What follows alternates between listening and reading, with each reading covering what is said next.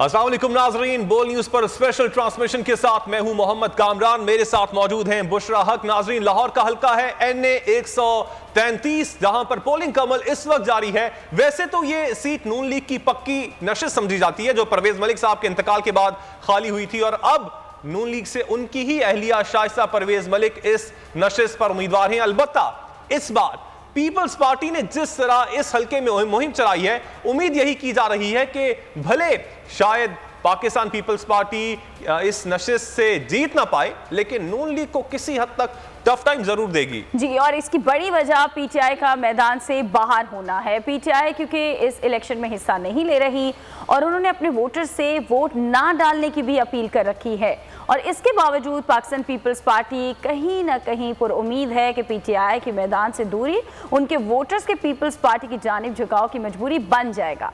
इस हल्के की डायनामिक्स और इस वक्त सोशल मीडिया पर इस हल्के को लेकर लोग क्या बातें कर रहे हैं, और इस पर आपको एक रिपोर्ट दिखाते हैं, फिर इसके बारे में मजीद बात करेंगे और अपडेट्स लेंगे। इलेक्शन बड़ी गहमा गहमी, सियासत के साथ साथ सोशल मीडिया का महाज भी गर्म रहा। ज़िमनी इंतखाब के लिए जियाले और मतवाले ट्विटर पर मद्दे मुकाबिल हैं। लीगियों ने NA 133 शेयर का ट्रेंड बना डाला। PP के इंतखाबी कैंप में सन्नाटा दिखाया गया। भाईजान, ये पीपल पार्टी का कैंप है, टाउनशिप के इलाके खाली कैंप। एक के बाद एक वीडियो यही मंजर दोहराती रही। लीगी सपोर्टर्स बुजुर्ग वोटर से भी राय ले गए। ढोल की थाप पर तब्दीली को निशाने पर लिया गया। बिजली ना पानी ना कैसे दिया, जंगी इमरान तब्दीलियां दिया।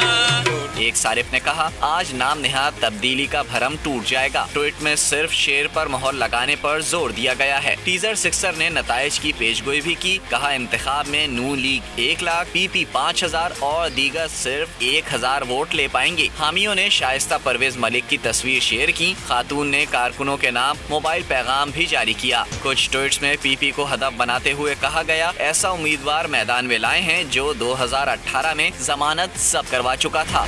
लाहौर का हल्का है NA 133, जहां पर पोलिंग का अमल बगैर किसी वक्फे के जारी है और शाम 5 बजे तक ये सिलसिला इसी तरह से जारी रहेगा। सुबह से माविश सुहेल हमारी नुमाइंदा हमें अपडेट कर रही हैं, उनसे मजीद ताज़ा तरीन सूरत हाल जान लेते हैं। बिल्कुल माविश, बताइएगा इस वक्त आप कौन से पोलिंग स्टेशन पर मौजूद हैं और टर्न आउट जो है वो कैसा देख रही हैं? सुबह के वक्त आपने बताया था कि टर्न आउट कुछ खातिर खा नहीं है। जी बिल्कुल, इस वक्त मैं पोलिंग स्टेशन नंबर 33 के बाहर हूँ। यहाँ पे हम देख रहे हैं कि जो वोटर्स हैं उनका टर्न आउट जो है वो बहुत कम है। पीपल्स पार्टी के वोटर्स हों या PMLN के वोटर्स हों, क्योंकि PMLN का ये गढ़ माना जाता है, लेकिन यहाँ पे हमें PMLN के वोटर्स भी जो है उतनी तादाद में नहीं दिख रहे जितना हम लोग एक्सपेक्ट कर रहे थे, क्योंकि अब PTI भी इलेक्शन से बाहर है।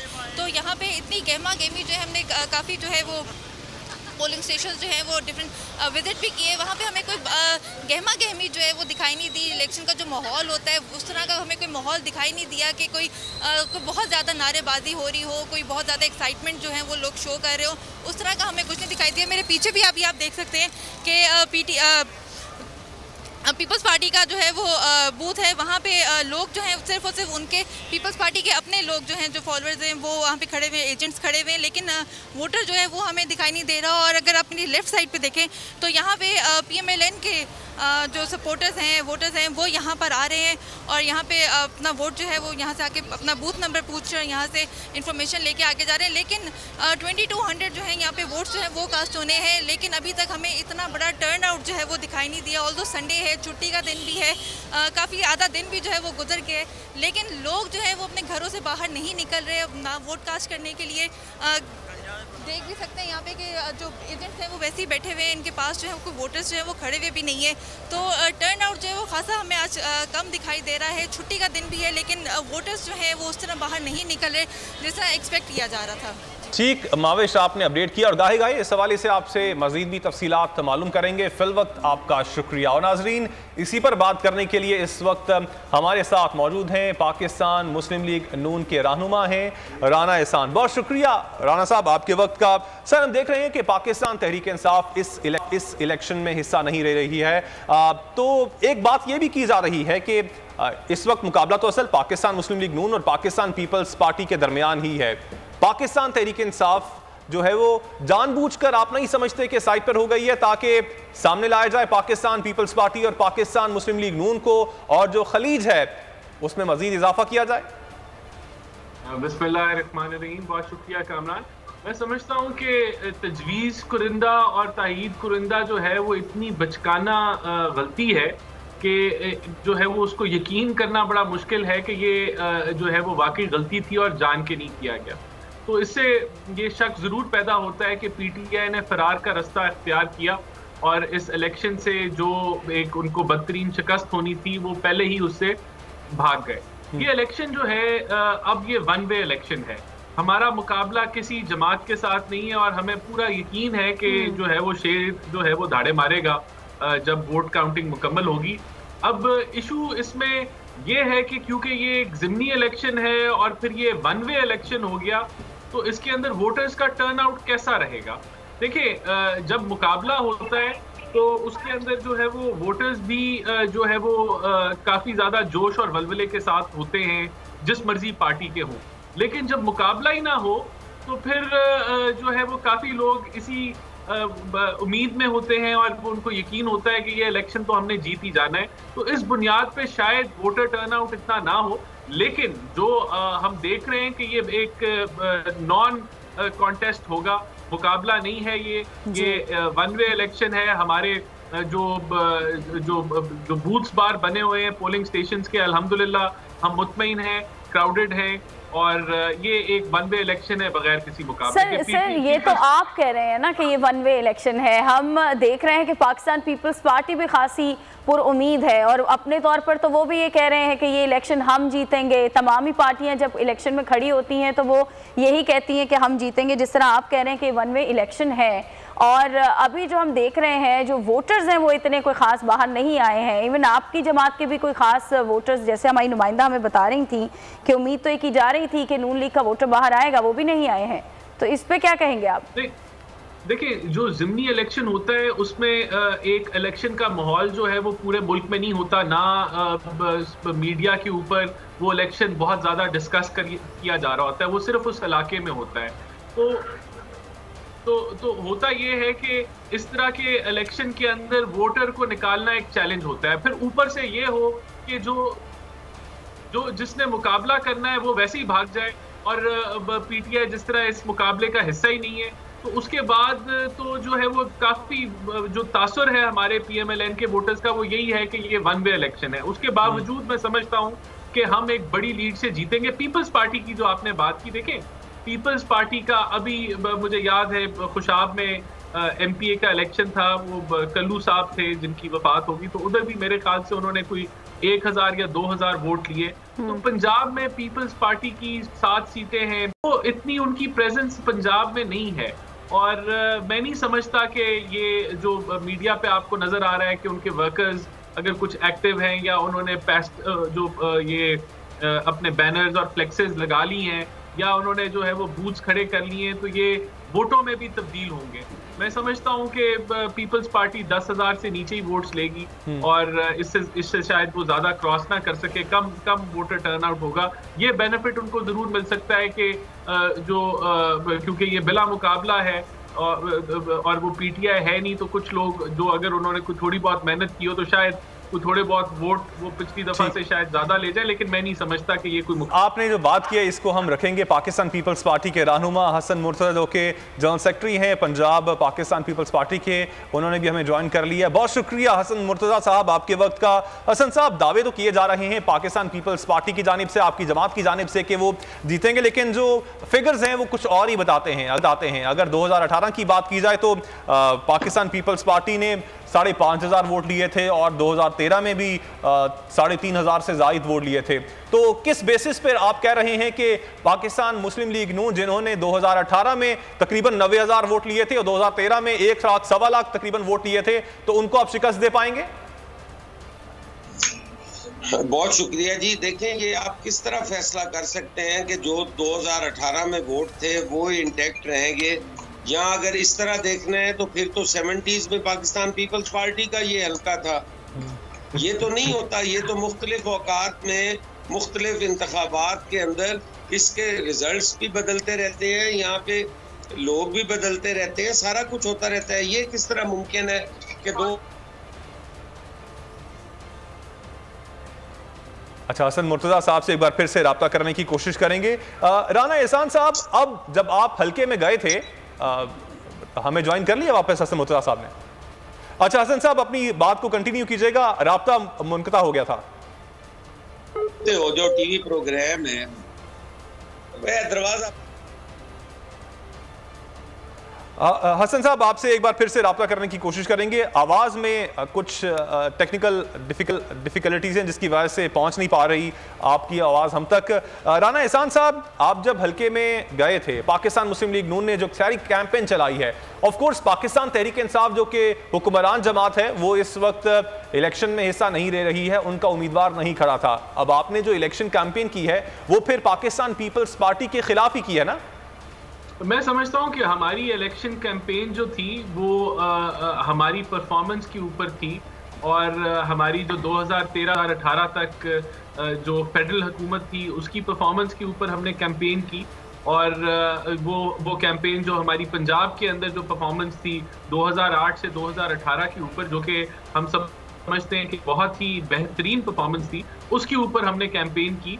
और हमने कोई पीपल्स पार्टी के एज सच खिलाफ इतनी कैंपेन नहीं की, क्योंकि हम नहीं समझते कि यहाँ कोई इतना बड़ा चैलेंज था हमें पीपल्स पार्टी के अगेंस्ट। तो हमारा जो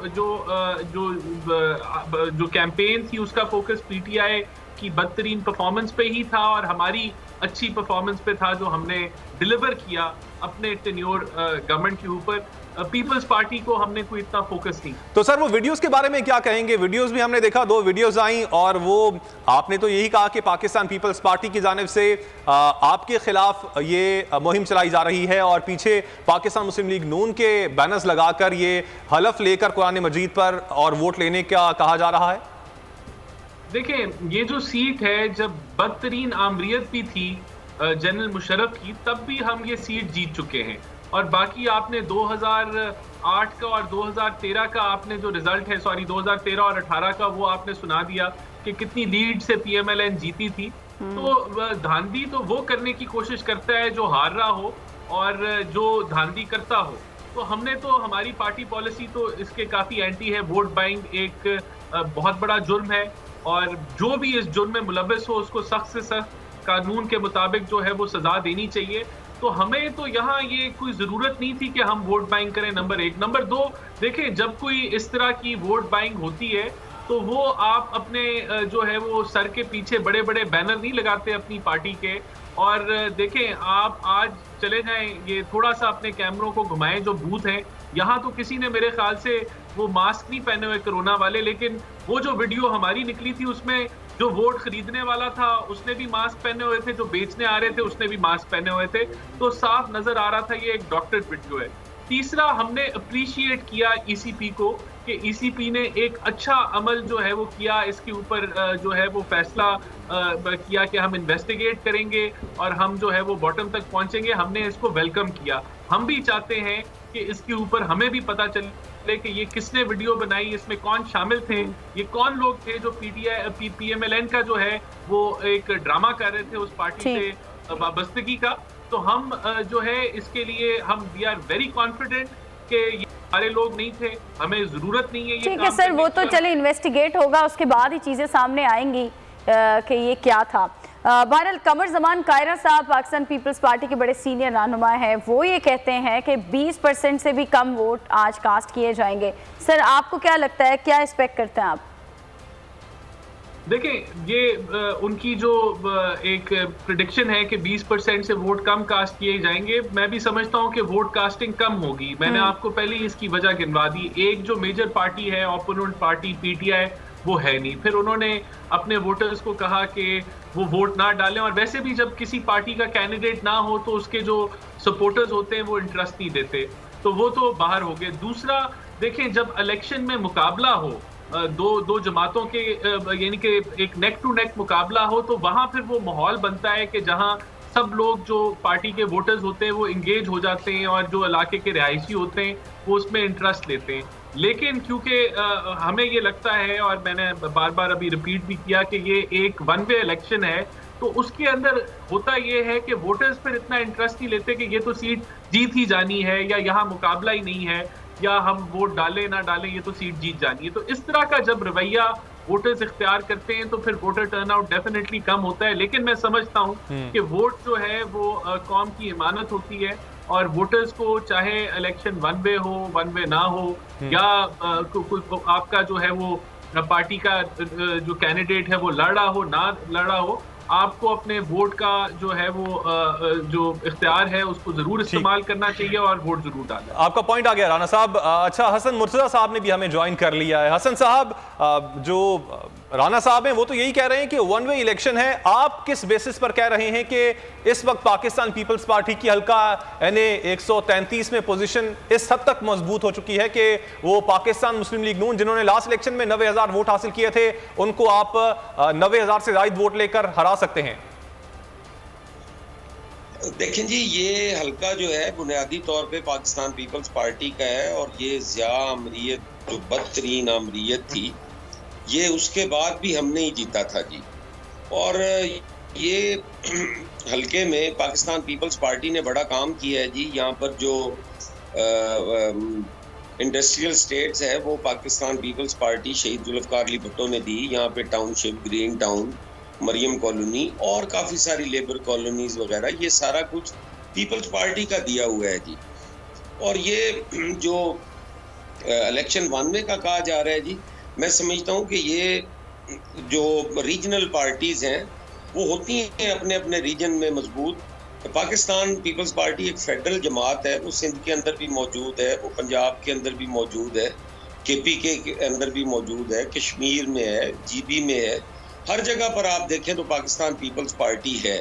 और कश्मीर के इलेक्शन में भी यही कहा जाता था कि पीपल्स पार्टी नहीं होगी, जबकि वहाँ पर 3 सीटें थी पीपल्स पार्टी की पिछली दफ़ा और इस दफ़ा वहाँ पर जो है वो सीटें उनकी किस हद तक बढ़ी और 37 सीटों वाले जो थे वो वापस आ गए 2 या 3 सीटों पर। तो ये आपका होता रहता है।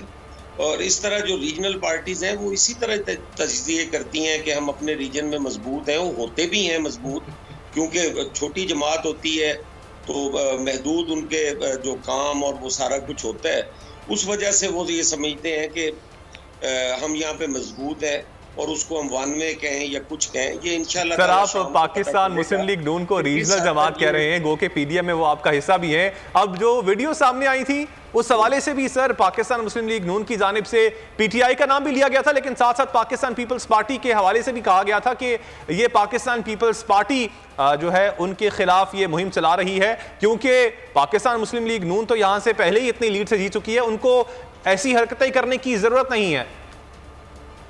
नहीं, मैं ये नहीं कहता कि उन्हें ज़रूरत है या नहीं है। ये एक आम सा तज्जिया है कि जहाँ पर जो आदमी 90,000 वोट लेता है वही कोशिश करेगा ना कि मैं उसको मेंटेन रख सकूं।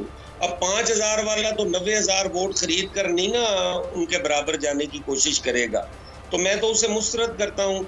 हमने ना कभी वोट खरीदे हैं, ना हम खरीदने पे यकीन रखते हैं। हम तो अवामी और जमहूरी लोग हैं, लोगों पे यकीन रखते हैं।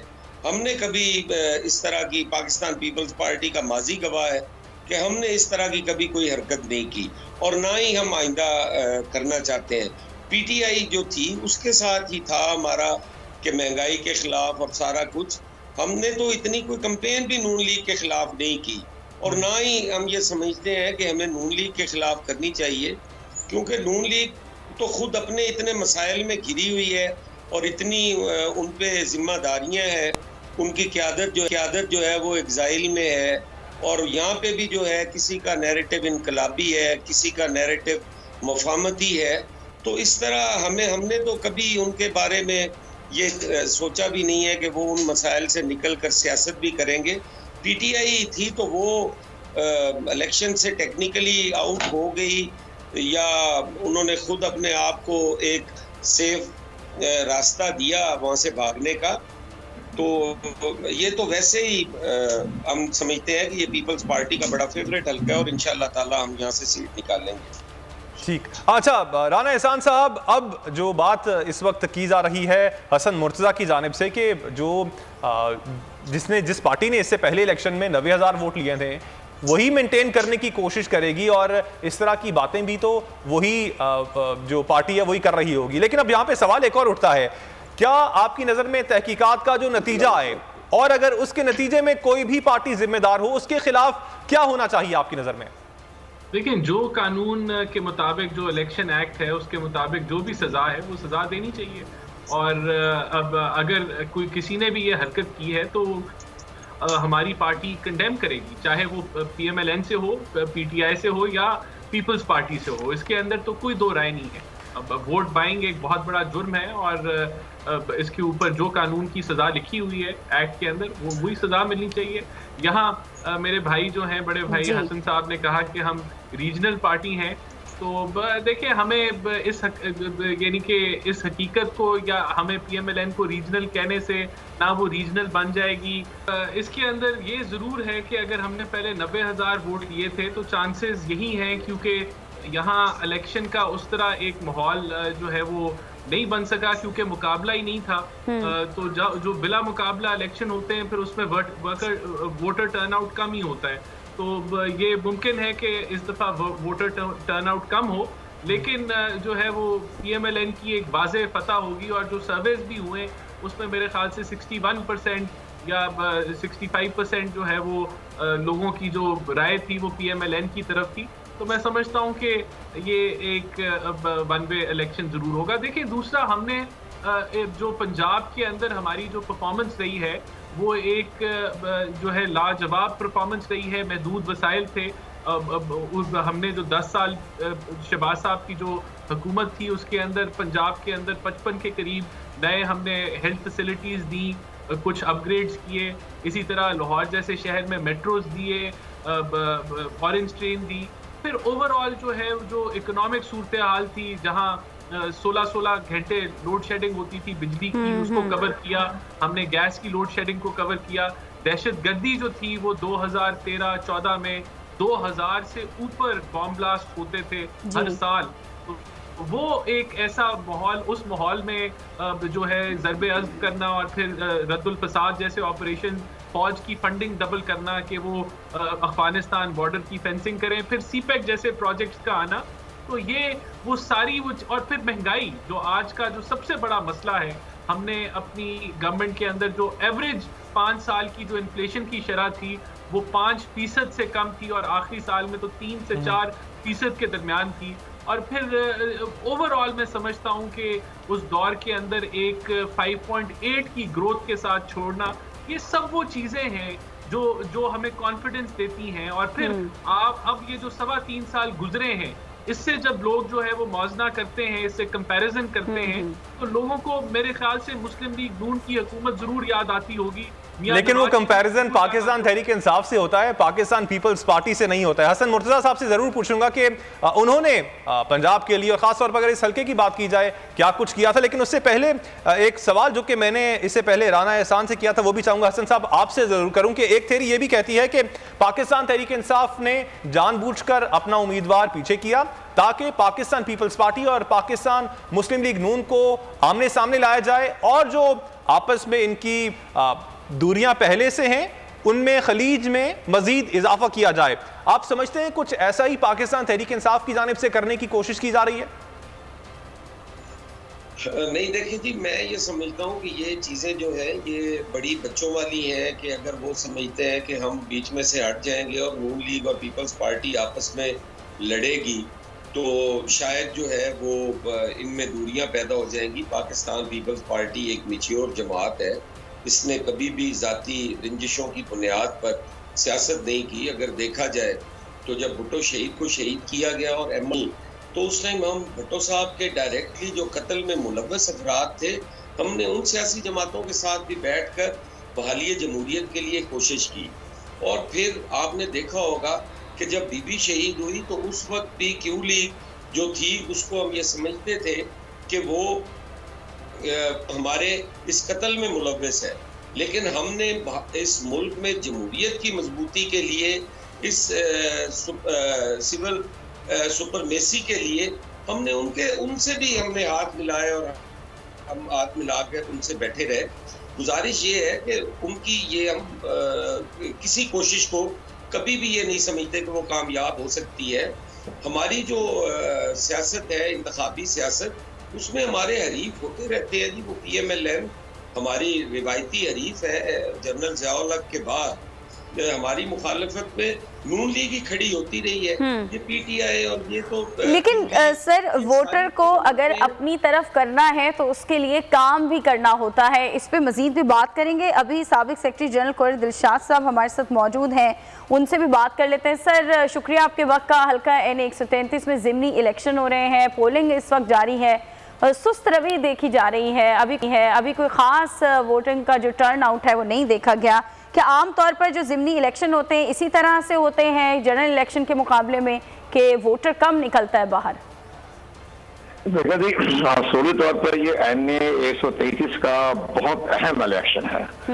इसको शायद पीपल्स पार्टी को तो इदराक हासिल है ऊपर की सतह पर, लेकिन आम जो उनके वर्कर हैं या इनके जो मिडिल क्लास के जो सियासतदान हैं उनको इस चीज का एहसास नहीं है।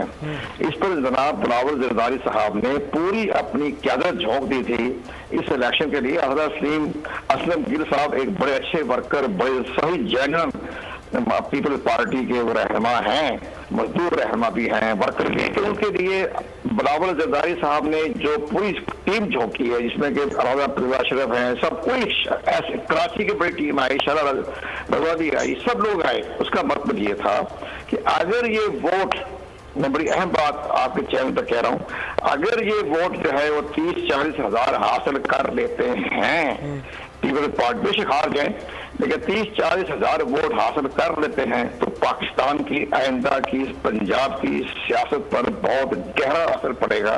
और जो मुकद्दर हल्के जो हैं उनको भी अंदाजा हो जाएगा कि पीपल्स पार्टी उठी है। अगर ये पीछे रहे तो 5-7 हज़ार से वोट हासिल किया तो फिर जरा एक हालात अच्छे नहीं साबित होंगे, फिर नवाज शरीफ की पार्टी को फायदा पहुंचेगा। अच्छा कमर साहब, एक और चीज आपसे पूछना चाहूंगा। एजाज चौधरी साहब का कहना है कि 20% से भी कम वोटर्स बाहर निकलेंगे और वोट कास्ट होंगे। अगर 20% से भी कम वोटिंग होती है तो इसके बाद फिर क्या होगा? क्या इलेक्शन कलअदम हो जाएगा? कितने % वोटें कम से कम वोटर्स का बाहर निकलना जरूरी है? नहीं, 1% भी अगर वोट कास्ट हो जाए, 1% भी, तो तब भी इलेक्शन तो कलअदम नहीं होंगे। हमारे कानून है, हमारा जो इलेक्शन के जो आईनी तौर पर, जो कानूनी तौर पर जो लिखा गया है, उसमें तो कोई है ही नहीं जिक्र के भी 1% हो 2% हो, कोई फर्क नहीं पड़ता। आप याद करें, आप गुलाम मोहम्मद बिलौर साहब सुबह सरहद था, सुबह सरहद के वजीर रेलवे बने, 3% वोट हासिल किए थे। तो ये कोई बात, ये तो चीफ जस्टिस सखावत चौधरी ने भी तर्ज किया था।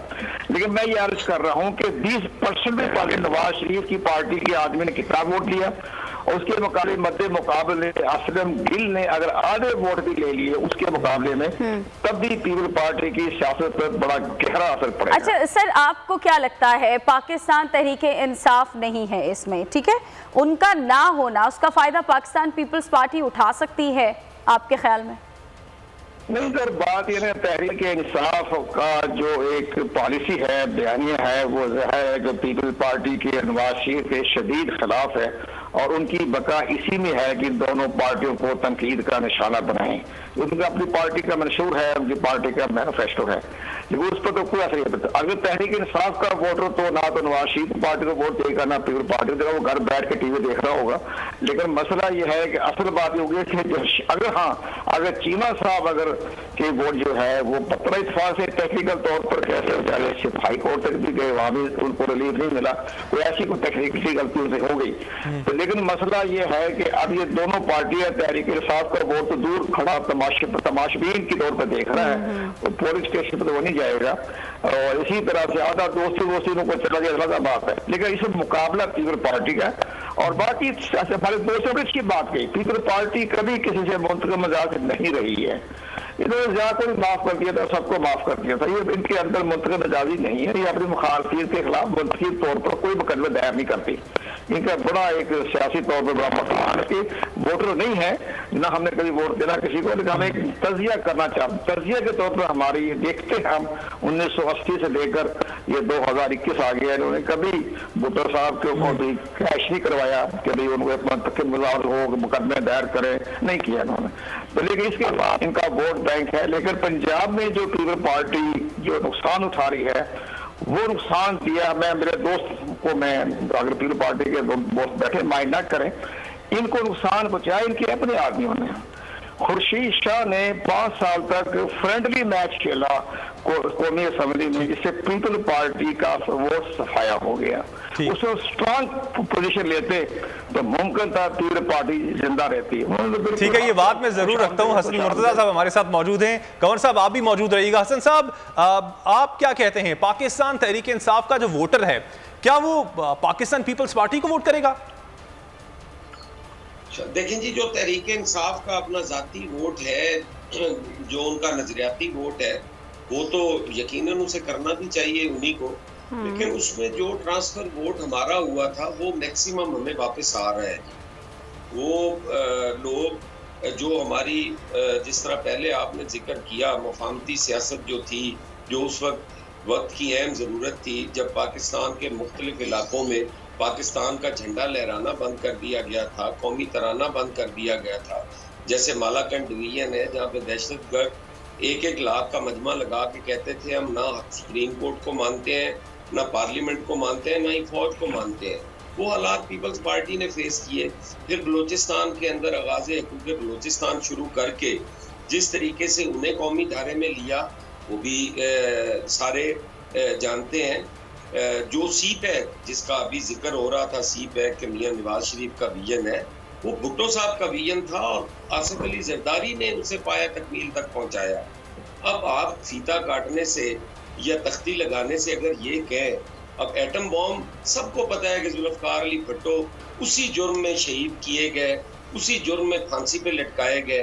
अब उसको भी अगर कोई पटाखा चला के ये समझे कि वो किसी और का मंसूबा है, तो मैं समझता हूँ कि ये बहुत बड़ी ज्यादती है उन लोगों के साथ जिन्होंने इस मुल्क के दिफा को इतना मजबूत किया कि आज हम फख्र के साथ सीना चौड़ा करके हमारी हिफाज़त पाकिस्तान बराबरी की बुनियाद पे बात करती हैं। तो ये सारी जो चीज़ें हैं ये पीपल्स पार्टी ने की, बिशप जैसे प्रोग्राम शुरू किए और अक्रॉस दी बोर्ड हमने वो फॉर्म्स दिए।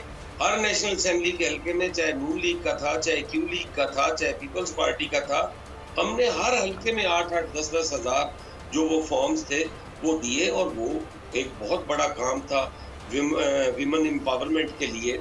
और उसके अलावा भी अगर आप देखें तो पीपल्स पार्टी ने इस मुल्क को बहुत कुछ दिया है, उसी बुनियाद पे हम सियासत कर रहे हैं और इंशाअल्लाह ताला इस हल्के से बड़े अच्छे नतायज आएंगे। और ये वाकया जैसे अभी कंवर साहब ने बात की है, ये पाकिस्तान की और पंजाब की आइंदा सियासत जो है वो इसी पे बेस्ड करेगी। और पीपल्स पार्टी का रिवाइवल भी आज से स्टार्ट हुआ है इसी इलेक्शन के रिजल्ट से। आप देखेंगे कि पंजाब के अंदर अब ये तो 5 बजे के बाद पता चल ही जाएगा कि पाकिस्तान पीपल्स पार्टी इस हल्के से कितने वोट लेने में कामयाब होती है। राना एहसान साहब, पाकिस्तान पीपल्स पार्टी के 77,000 से ज्यादा वोटर्स थे जिन्होंने 2018 में पीटीआई को वोट दिया था, क्या आप नहीं समझते कि आपके पास इस हल्के में इस बार अच्छा मौका है कि उन वोटर्स को अपनी जानिब वापस लाया जाए जो कि 1.25 लाख के करीब वोटर्स थे 2013 के इलेक्शन में और वो कम होकर 80,000 रह गए थे 2018 में? देखिए बिल्कुल, और मैं समझता हूं कि हमारी जो इलेक्शन कैंपेन थी वो भी जो आज के अवाम के मसाइल हैं उसके ऊपर बेस्ड थी। हमने पीपल्स पार्टी को हदफ नहीं बनाया, हमने आज की हुकूमत को जो है वो टारगेट किया। लेकिन इसमें मैं फिर आपको रिपीट करूंगा, देखें एक इलेक्शन का माहौल बनता है जो है जहां मुकाबला सख्त होता है, जहां कंपटीशन होता है, नेक टू नेक इलेक्शन होता है, वहाँ फिर जो है वो गली मोहल्लों के अंदर और जो वोटर्स हैं वो इंगेज होते हैं कि मुकाबला सख्त है।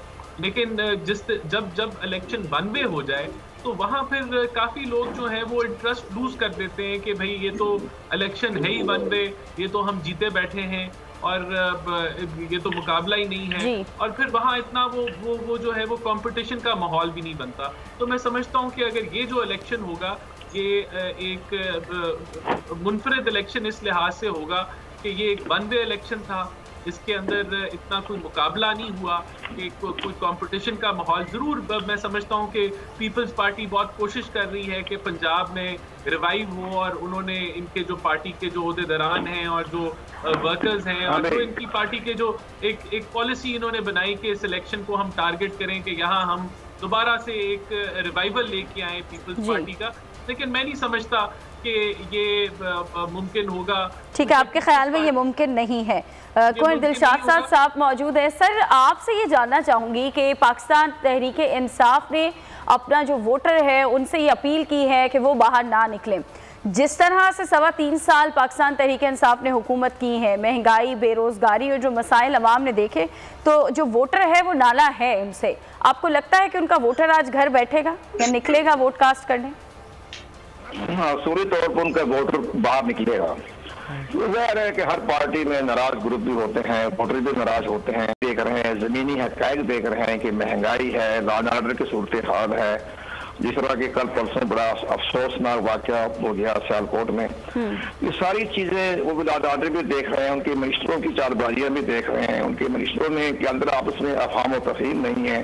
पूरा मुल्क महंगाई का शिकार हो रहा है। इनको इलेक्ट्रॉनिक वोटिंग मशीन के सिवा कुछ नजर ही नहीं आ रहा। जबकि आज शिबली फराज साहब ने भी कह दिया कि जो मशीनें हैं वो दुनिया में दस्तियाब ही नहीं हो रही।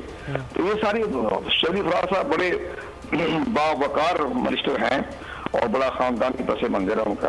तो ये मामला देखते हुए वोटर अगर बाहर आके अपनी नाराजगी का इजहार कर देता है तो एक अच्छा असर पड़ेगा वोटर पर भी, और हुकूमत को भी एहसास होगा कि हमारा वोटर नाराज है और उन्हें अपनी शायद महंगाई के लिए भी काम करे। अब देखो ना, हमारे प्राइम मिनिस्टर साहब की कितनी बड़ी उनके लिए बदकिस्मती का रफ इस्तेमाल करें या क्या करें कि उनके 180 मेंबर हैं कौमी असम्बली में। तो 80 मेंबरों में उन्हें कोई वजीर खजाना नहीं मिल रहा है, वो शौकत तरीन मिल रहा है, कभी हफीज शेख मिल रहा है, कभी रजा बाकर मिल रहा है, कभी मोहित यूसुफ मिल रहा है, वो सिक्योरिटी का दरवाजा लगाया हुआ है, किसी NGO में होता था वो के जमाने में। तो ये सारी चीजें प्राइम मिनिस्टर साहब को भी एहसास हो रहा है कि मेरे पास कोई अच्छी टीम नहीं है। उन्होंने शौकत तरीन को लेना पड़ा, हफीज शेख को लेना पड़ा, रजा बाकर को लेना पड़ा और बाकी सिक्योरिटी एडवाइजर मोहित यूसुफ को देना पड़ा। तो लेकिन ये सारी चीजें उनके अंदर के अंदर क्वालिटी कहाँ है उनके वज़रा के अंदर? इतने 180 मेंबर कौमी असेंबली में इत्तेहादी भी उनके साथ खड़े हैं, तो इत्तेहादी में से भी लोग हैं।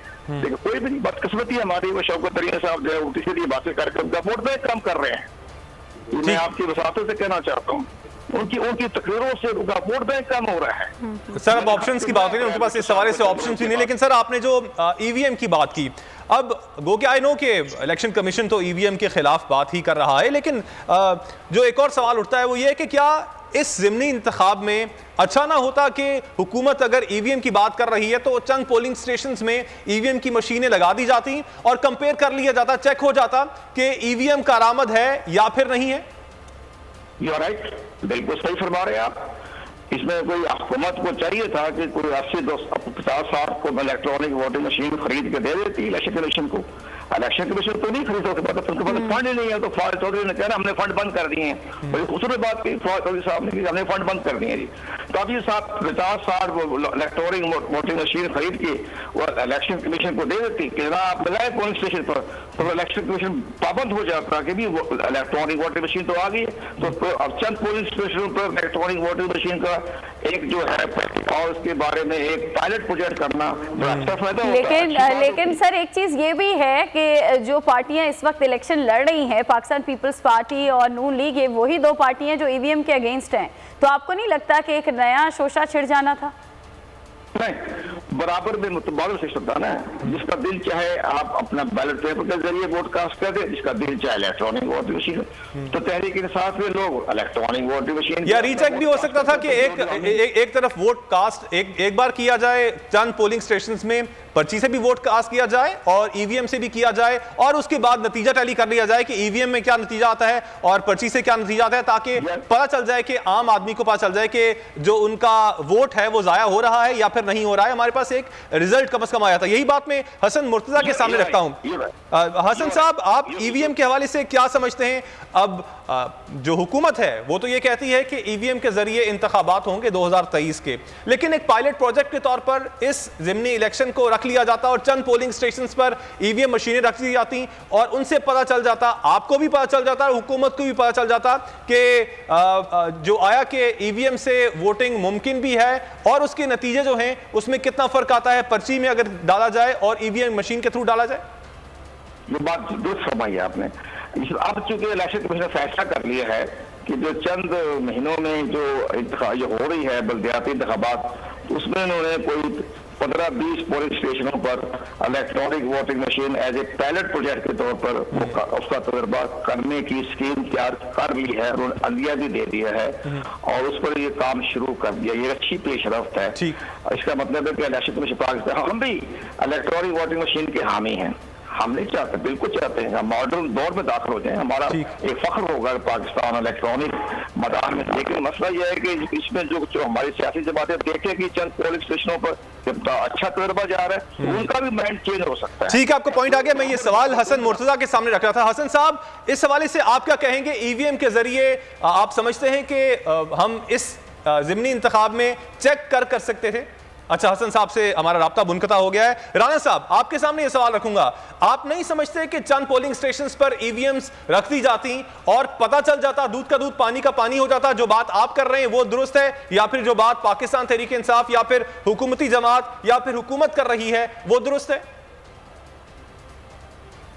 मैं नहीं समझता कि इससे कुछ पता चल जाता। आप ईवीएम से अगर आप चाहें तो बहुत आप एक अच्छा इलेक्शन भी करा सकते हैं, लेकिन अगर आपकी नीयत हो कि आपने रिगिंग करनी है तो ईवीएम के थ्रू फिर बहुत अच्छे तरीके से मैनिपुलेशन और रिगिंग भी हो सकती है। देखिए, ईवीएम जो है वो हकायक वही हैं जो हैं, वो ये है कि 8 ममालिक में ईवीएम है पूरी दुनिया में, 9 ममालिक ने इसको इम्प्लीमेंट करके छोड़ दिया। जिन ममालिक में इम्प्लीमेंट हुई कहीं 25 साल लगे, कहीं 20 लगे, कहीं 15 साल लगे। दूसरा ये कि जो जर्मनी जैसे मुल्क हैं जो टेक्नोलॉजी के माहिर हैं, दुनिया में टेक्नोलॉजी सप्लाई करते हैं, वहां भी ईवीएम के ऊपर सवालिया निशान उठे हुए हैं और शायद प्रोजेक्ट्स रिवर्ट बैक कर रहे हैं। देखें, ये इलेक्टोरल रिफॉर्म जो है वो जो ईवीएम है, ईवीएम वहां लागू की जा सकती है जहां रियासत पे सब स्टेक होल्डर्स को इत्मीनान हो, ईसीपी जो है वो मैनिपुलेट ना हो सकता हो, वहां उसके ऊपर किसी का वजन ना हो, भार ना हो, वहां ईवीएम शायद मुमकिन हो कि आप इम्प्लीमेंट कर दें। जहां रियासत जो है उसके ऊपर शक हो कि ये डीप स्टेट है या यहाँ जो है कोई और लोगों का भी हाथ है जिनका कॉन्स्टिट्यूशनली ना हो, और जहां हिस्ट्री हो डिक्टेटरशिप की भी, मार्शल लॉस की भी हो, तो वहां ये इम्प्लीमेंट नहीं हो सकता। ईवीएम जो है वो एक मशीन है, वो डब्बा है, वो अगर उसके अंदर कोई धांधली नहीं आप करेंगे तो बहुत अच्छी चलेगी। लेकिन अगर आप उसकी प्रोग्रामिंग ऐसी कर लें कि आप पीटीआई के ऊपर आप बटन दबाएं तो वो काउंटिंग जो है शेयर पे हो जाए, या शेयर पे बटन दबाएं वो काउंटिंग पीटीआई की हो जाए, तो आप उसकी इस तरह भी प्रोग्रामिंग कर सकते हैं। तो देखिए, मशीन को मैनिपुलेट करना या उसको जो है कि ये मैनिपुलेट नहीं हो सकती, तो ये दुनिया में ये कोई इस तरह की कोई गवाही नहीं है कि मशीनें जो है उनसे रिगिंग नहीं की जा सकती, मैनिपुलेशन नहीं हो सकती, या जो है बहुत सारे सवालिया निशान हैं लेकिन के ऊपर, तो वो एग्जिस्ट करते हैं और अगर ये कानून पास हो भी गया है तो वो एग्जिस्ट करते रहेंगे।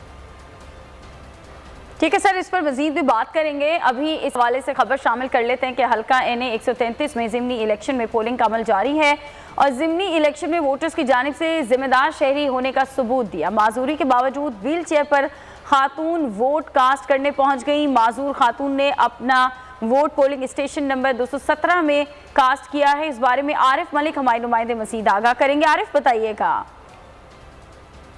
इलेक्शन हो रहा है और पोलिंग का अमल जारी है और यहाँ पर आप देख सकते हैं माजूर खातून वोट कास्ट करने के लिए यहाँ पर आई है। क्या कहेंगे, ये आपने वोट कास्ट किया आज? आपने नहीं, बड़ा अच्छा इंतज़ाम है और वोट तो कास्ट करना ही था, वो ज़ाया तो नहीं करना है। बाकी ये जो मदनी रियासत के जो मालिक आए हुए हैं ना, उनसे निजात हम चाहते हैं। ये चोरों का टोला है और कुछ नहीं। आपने किसको वोट डाला है? नून लीग को दिया है, शाइस्ता परवेज को दिया है। नून लीग को क्यों वोट दिया आप? वो काम के लोग थे, इनकी तरफ खाली बातें बनाने वाले नहीं थे, वो लफाजियाँ नहीं करते थे, वो काम करते थे।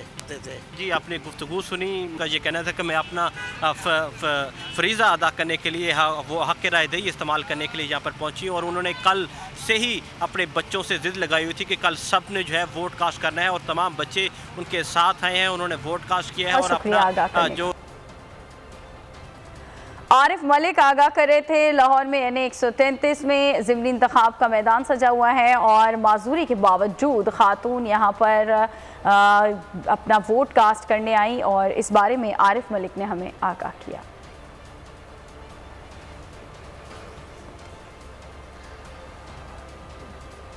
पोलिंग का अमल इस वक्त जारी है। ट्रांसमिशन में हमारा साथ दिया राना एहसान ने, आपका भी शुक्रिया। हसन मुर्तज़ा साहब आपका भी शुक्रिया। और नाजरीन, ट्रांसमिशन से फिल वक्त इतना ही। मुझे मोहम्मद कामरान और बुशरा को दीजिएगा इजाज़त। अल्लाह के बाद सब्सक्राइब करें और बेल दबाएं ताकि कोई खबर रह न जाए।